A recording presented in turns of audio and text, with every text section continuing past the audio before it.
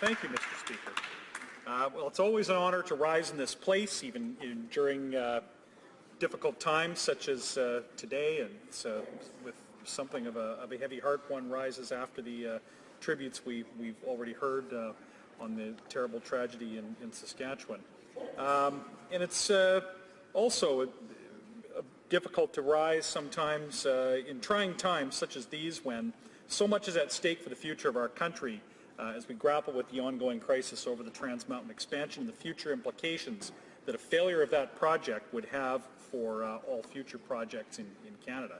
So this Budget Implementation Act necessarily brings us back to the budget that it implements. The bottom line of any budget, and really the first thing that anyone wants to know about a budget, is whether it's going to be a surplus budget or a deficit budget.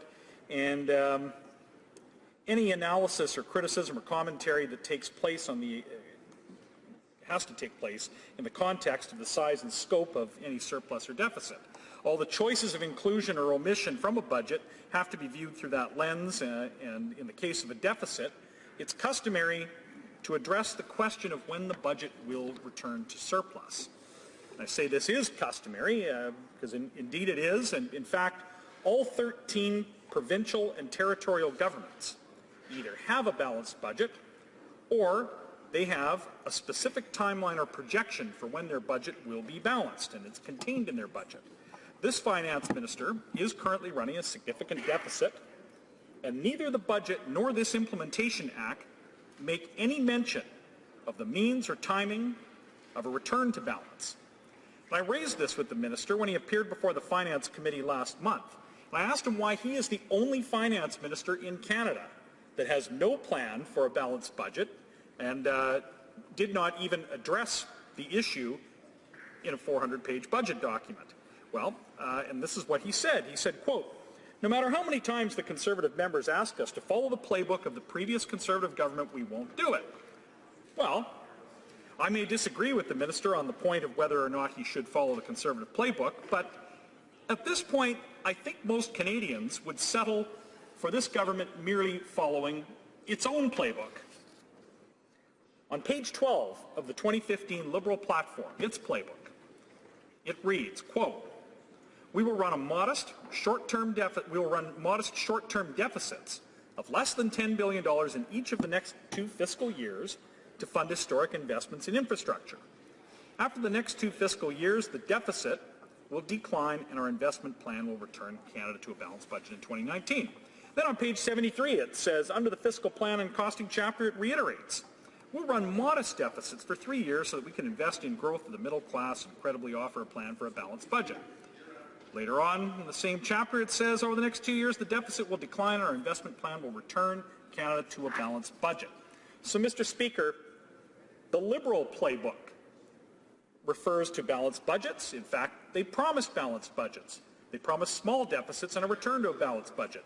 So, Mr. Speaker, given that the Liberals promised a balanced budget by 2019 in the 2015 election, and given that they promised only short-term deficits of less than $10 billion, and given that they promised these short-term deficits only to fund historic investments in infrastructure, the question is why they are now implementing a structural deficit in a budget with over a $20 billion deficit. So why does this finance minister repeatedly refuse to give any timeline for a balanced budget at all?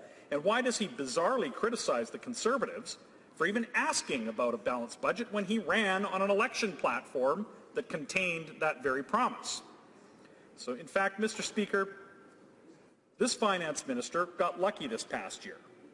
The Canadian economy benefited from a whole host of factors for none of which the finance minister can take any credit. Commodity prices were better than forecast.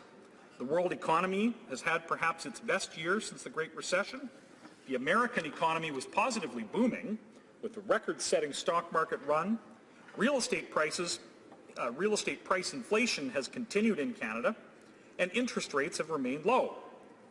Yet even with all of these factors in his favor, the finance minister still ran a promise-breaking deficit in this budget following what will surely be one of the strongest economic years in this Parliament.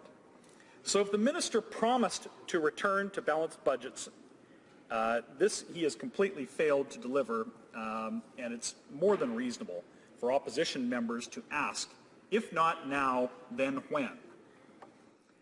Given that a return to balance was a huge part of the Liberals' election promise, we wouldn't be doing our jobs as an opposition, holding this government to account without asking that question, and there has been no answer given so far. Still, there really is nothing in this bill to address that question either. There is, however, in the original budget, a troubling item contained on page 290, and that is a recognition of the fact that Canadian oil sells at a significant discount to world prices due to a lack of pipeline capacity in general and the routing of existing pipeline capacity mostly to the oversupplied Cushing, Oklahoma hub. So rather than to Tidewater or other refinery areas with spare capacity. So this discount from world prices, which they did comment on in the budget itself, has actually grown significantly worse in the past few months. And it has this difference between the price that our producers get and world prices has a significant impact not only on business profits and jobs in the industry. The discount has an enormous impact on tax revenues to both the oil-producing provinces and to the federal government itself. And it dictates the viability or non-viability of future projects. So simply put, this discount means that we are actually exporting tax revenue and public services to the United States. Just using round numbers, Canadian exports are about 3 million barrels a day. If Canadian producers take a $20 discount, that's the industry losing $60 million a day, or roughly $22 billion per year. And a significant portion of that $22 billion would be taxable income at both the federal and provincial level. In fact, the federal government loses billions in tax revenue because of this price differential, so it cannot be ignored as a factor in the budget. But what's truly alarming today, given the debacle over the Kinder Morgan Trans Mountain expansion, is that the finance minister's own assumptions in his budget assume that both Trans Mountain and Keystone XL will both be built and reduce the price discount. Well, Mr. Speaker, we obviously know that these assumptions are being challenged right now. Both projects, at best, will delay projected revenue from profitable oil production. But in typical fashion, the finance minister has just assumed that the pipelines will be built, even though a host of opponents are doing everything they can, including breaking the law, to prevent these pipelines from getting built. This finance minister surely knows that he has cabinet colleagues who oppose the energy industry. He has caucus colleagues who actually campaigned in the last election against the Trans Mountain expansion. And the most senior unelected advisor to the Prime Minister is notoriously anti-pipeline. So it was a fairly bold assertion for him to simply assume that Trans Mountain Keystone XL will be built. Both projects are behind schedule. Both continue to be opposed by extremists committed to everything from vexatious litigation to violent clashes with police while defying court orders, trespassing and destroying private property.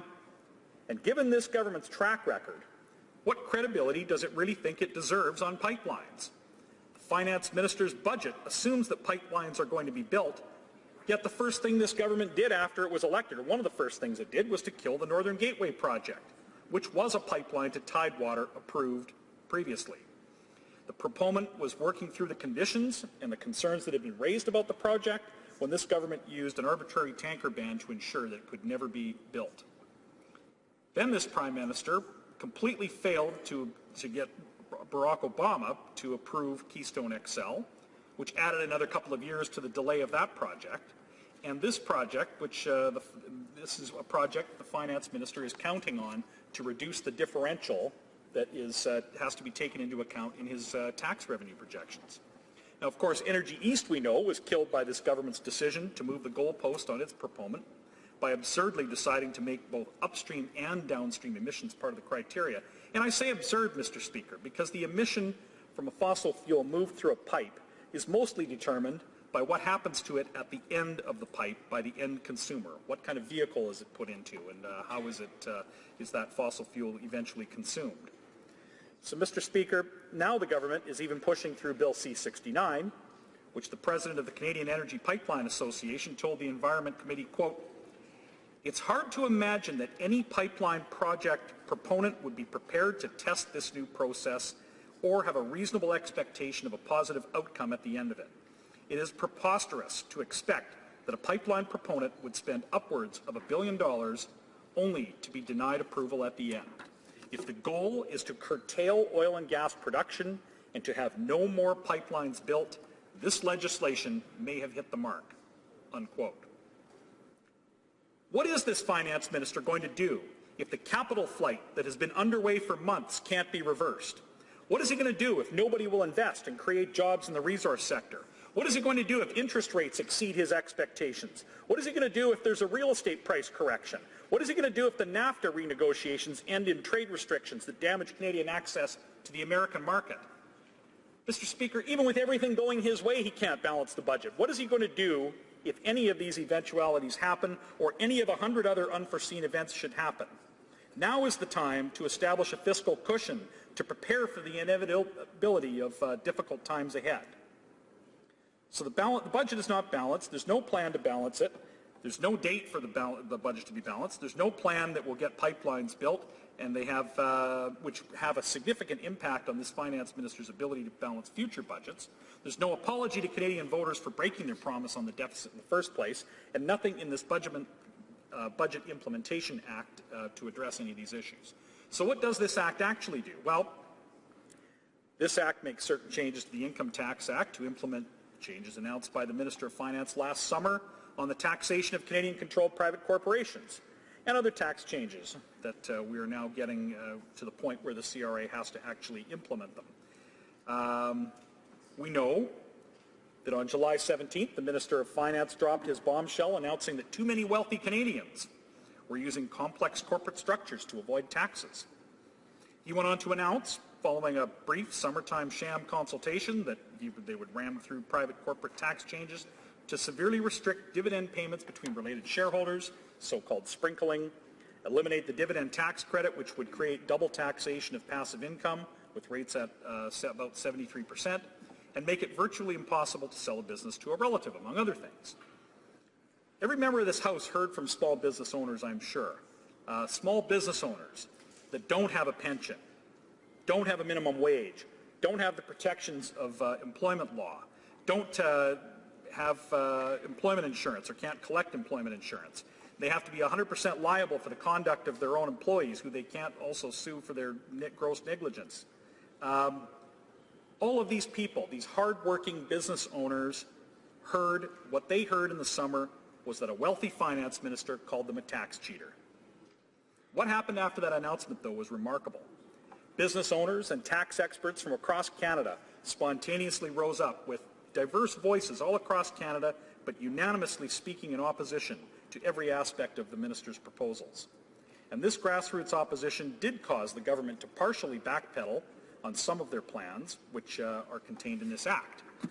The part of last summer's announcement that many found the most egregious was the double taxation of passive income. So in December, the finance minister backpedaled and said that there would be a limit under which the double tax wouldn't apply.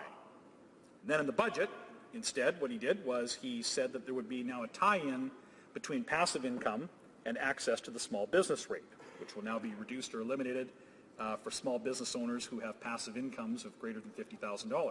Well, my suggestion to addressing the problem that he created back in the summer was simply to be a complete retraction of what they had announced then and an apology to all the hard-working small business owners across Canada who were deeply wounded by the bold assertions this finance minister has made.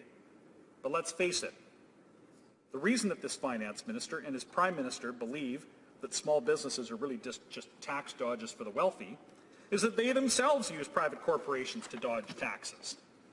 All the while, when this finance minister was pointing his finger at shopkeepers, farmers, plumbers, realtors, accountants, doctors, lawyers, engineers, taxi drivers, and restaurant owners, this wealthy born one-percenter was found to have failed to disclose the private corporation that he used for tax planning purposes to shelter income and future gains on his French villa. And contrary to his past statements and all expectations of a minister of the Crown, much less a finance minister, this finance minister still owned millions of dollars of Morneau Shepell shares. And how was that fact concealed from the public for almost 2 years? Well, the shares were held in a private numbered company that the finance minister registered in Alberta, presumably for tax planning purposes. It was owned by himself, his wife, and other Ontario numbered company, and for the first time in the span of a few months, the finance minister was found not only to be personally using complex corporate structures to avoid paying tax, he was using them to avoid requirements of the Conflict of Interest Act. So, Mr. Speaker, it's high time for this finance minister to end his war on small business owners, apologize for his own hypocrisy, instead of proceeding with changes to the Income Tax Act that are contained in this bill. Also, if passed, this bill will hand over to the CRA the responsibility for dealing with the changes to the tax on split income and the reduction of the limit of the small business tax rate for small businesses with over $50,000 in passive income. So as Shadow Minister for National Revenue, I couldn't help notice that 2017 was a particularly tough year for the Minister of Revenue and her agency. Every time we turned around, it seemed the agency had a half-baked plan to raise additional tax revenue at the expense of some vulnerable group or another, like when the minister spent the entire months of October and November insisting that the CRA had done nothing to deny the disability tax credit to type 1 diabetics, despite the fact that it was obvious to everyone except for herself and perhaps her parliamentary secretary that, of course, the CRA changed their forms in May 2017 to make it harder to qualify. The agency also changed their folio to state that after 2017 they would tax employee discounts and meals. But the minister, again, seeming to be the last person at the agency to be aware that this was being done before ordering a reversal. The agency also appeared to be targeting single parents, restaurant server tips, and other disabled Canadians who had suddenly had problems qualifying for the disability tax credit. And on top of that, tax preparers complain about an ever-increasing backlog for corrections and appeals caused by sloppy or incompetent assessments. And a scathing Auditor General report confirmed that the agency's call center hangs up on people 64% of the time and gives incorrect information to 30% of the rest who get through. So, to an agency already struggling and a minister who is clearly not in control of her department, this bill now adds a complex reasonableness test for dividends paid to related shareholders of private corporations. Think about that. An agency that hangs up on people and is wrong almost a third of the time when it speaks to taxpayers now has to answer questions about things like about the reasonableness of the payment of their dividends. Questions about share classes, questions about labor contributions, questions about property contributions, questions about the financial risks assumed, and a great catch-all, questions about such other factors as may be relevant. Well, Mr. Speaker, how on earth can Canadians expect that they'll get reliable answers to these questions given the track record of both this government and the CRA's call center? Mr. Speaker, these questions have been asked here in this House and at committee meetings and even at public meetings attended by the minister, and nobody from the government has been able to give anything but the most vague and hypothetical answers to these questions. So Canadians might be forgiven if they're a bit worried that nobody knows the answers to these questions and that the legality of thousands of Canadians' tax planning is going to be at the mercy of future court decisions. I know I don't have very much time, and it'd be very easy to go on for a lot longer about different aspects of this act, like the implications or the implementation of the higher taxes on beer, wine, and spirits, and the escalator clause, and certainly about the carbon tax, which is also part of this government's horrific mismanagement of its natural resource policy, and an outrageously regressive tax on the poorest and most vulnerable members of society. But as time marches on, I'll wrap up shortly.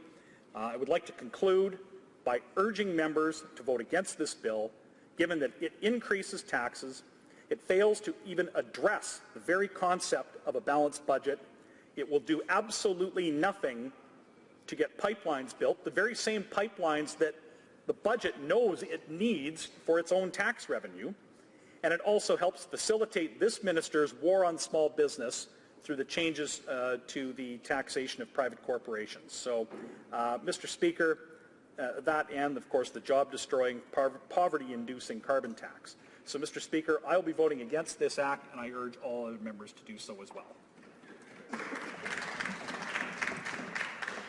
Questions and comments? The honourable member for Hamilton West, Ancaster Dundas. Thank you, Mr. Speaker, and I'd like to thank my honourable colleague for his speech. I have a great deal of respect for him.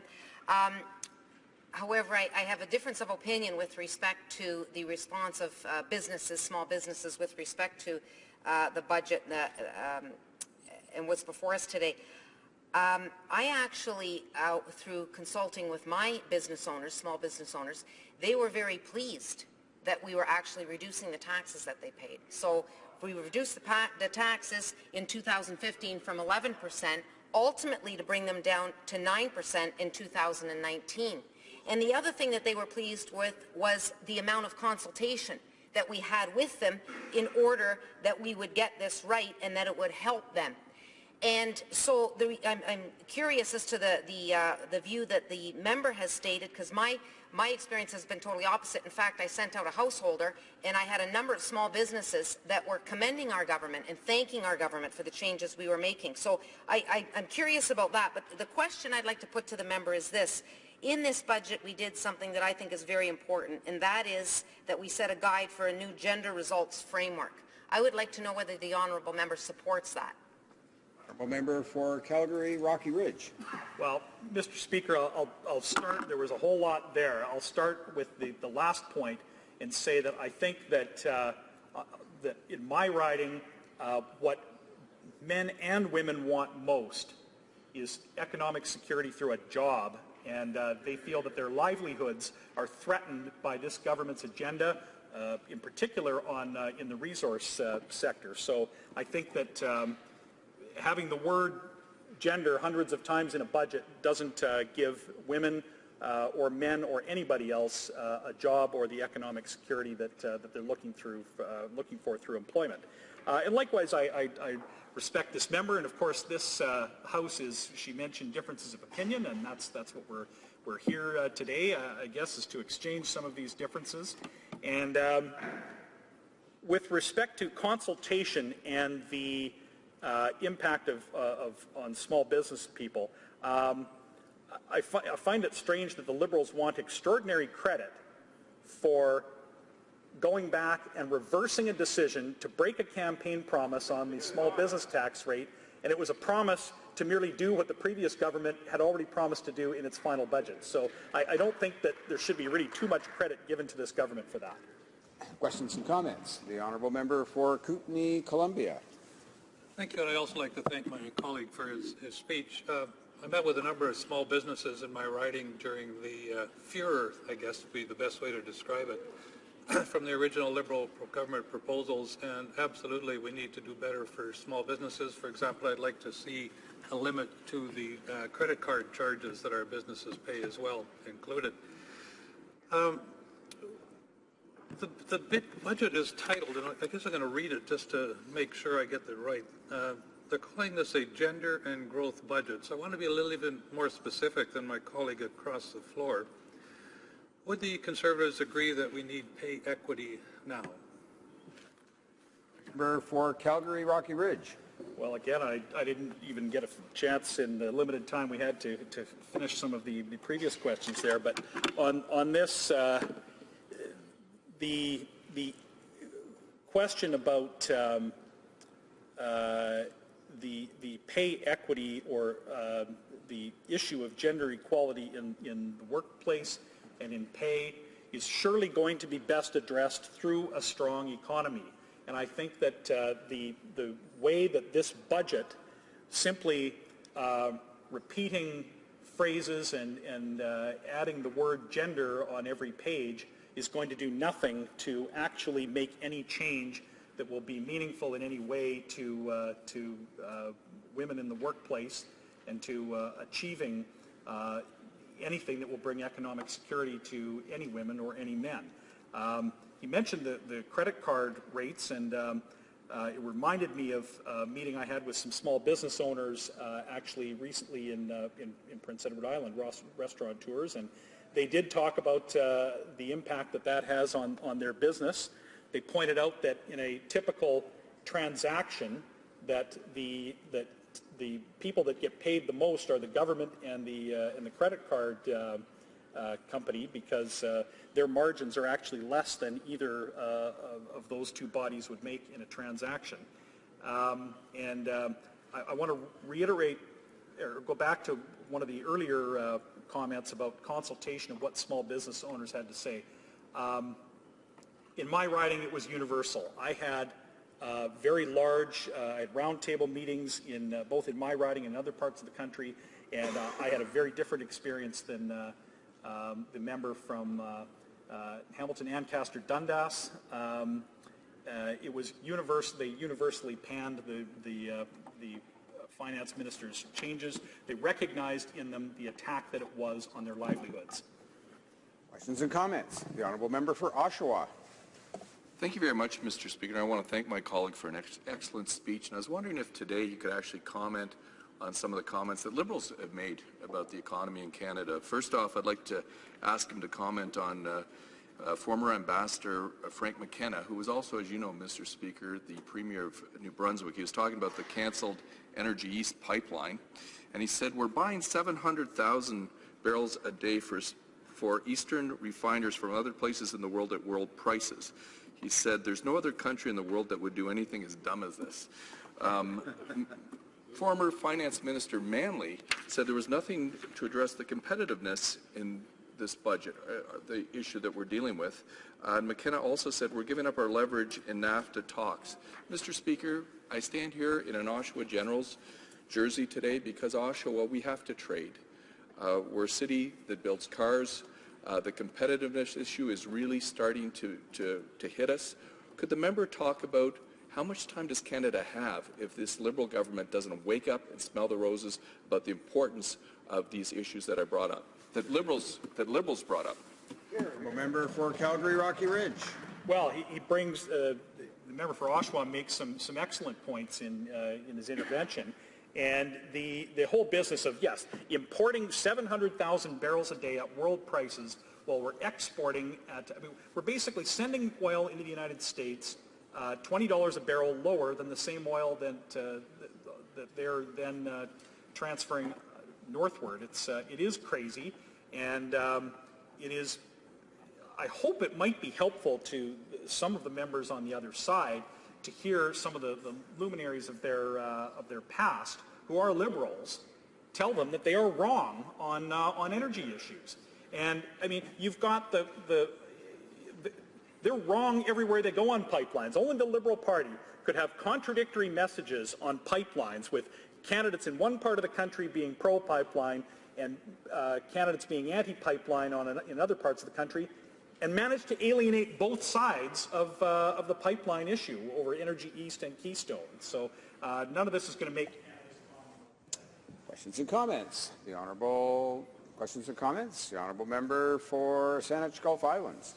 Thank you, Mr. Speaker. And although the debate this afternoon is taking us a little bit far afield from the budget, I want to pick up on the point the member for Calgary Rocky Ridge made, because I couldn't agree more with former Premier Frank McKenna that it doesn't make sense to be importing crude at high value prices and exporting low value bitumen, which will always get a low price because it's a solid, unlike the crude that comes in Eastern Canada. Would he agree with me it would be a good plan to stop importing foreign oil to Eastern Canada, process bitumen within Alberta, and use it in a domestic market in Canada? The honourable member for Calgary Rocky Ridge. You know, this comes up, and it's been used usually, this is an argument used by opponents of the industry altogether, where they want to say, well, we're not really totally opposed to the whole industry and just shutting it down, but boy, couldn't we defy the market and build infrastructure to process a product rather than export it raw? And you know, I might be pleased to ask her that if we upgraded bitumen in Alberta, would she propose the most aggressive expansion of the oil and gas industry in Alberta and the most aggressive possible expansion of the distribution of these fuels if we process them in Alberta? I think likely not, but who knows? Resuming debate. The honourable